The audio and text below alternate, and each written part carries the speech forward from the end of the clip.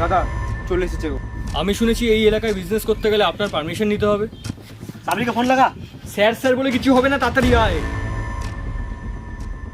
আমার রুলসটা আলাদা। সালাম দাদা।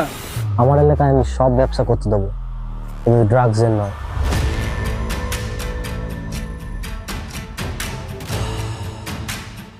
শাকিব তোমার এলাকায় ট্রাক্সের বিজনেস চালাচ্ছে।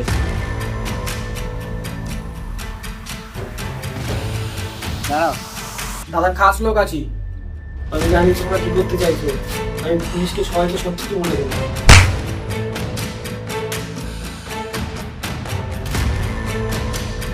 আর কাজটা যদি না হয় তাহলে কিন্তু প্রিয় মুরগি আমিও নেব, কাজটা কিন্তু হতেই হবে।